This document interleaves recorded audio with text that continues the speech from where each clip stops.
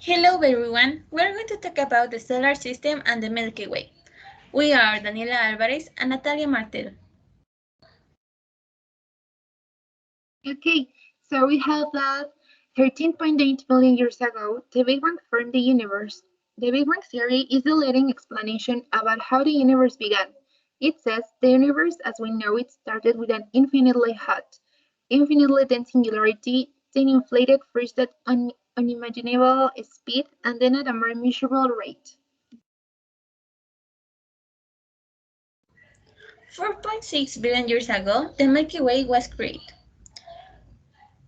It held that our Milky Way galaxy came together nearly 14 billion years ago when enormous clouds of gas and dust coalesced under the force of gravity. Over time, two structures emerged. First, a vast spherical halo, and later a dense bright disk.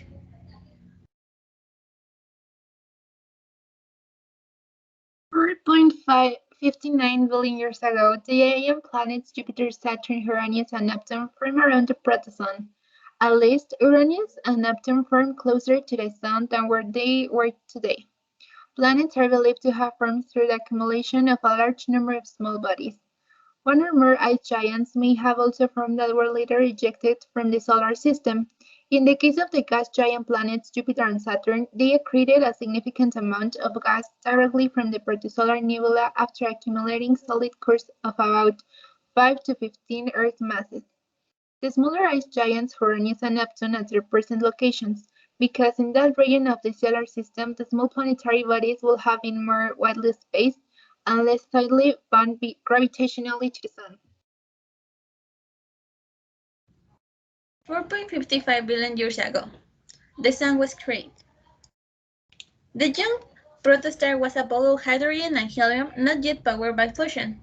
Over tens of million years, the temperature and pressure of the material inside increased, jump-starting the fusion of hydrogen that drives the Sun today.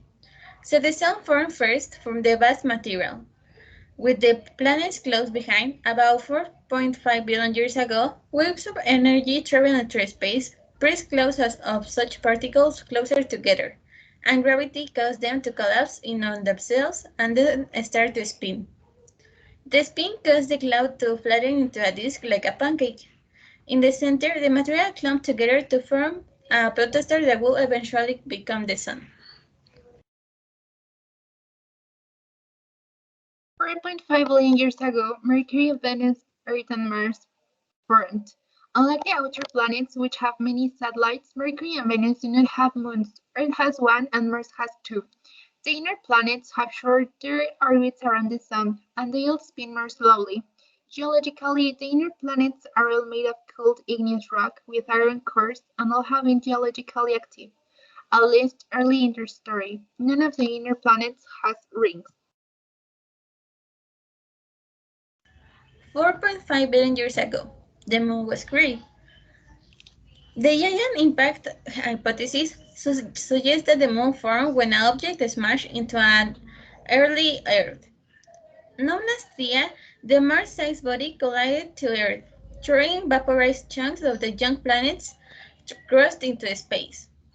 Gravity bound the ejected particles together, creating a moon that is the largest in the solar system in relation to its host planet.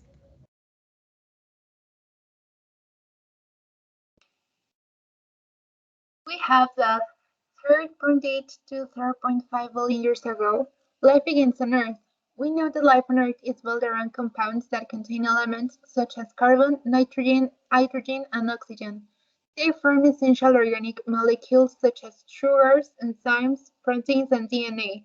However, these organic molecules did not naturally exist on Earth during the Hadean Eon.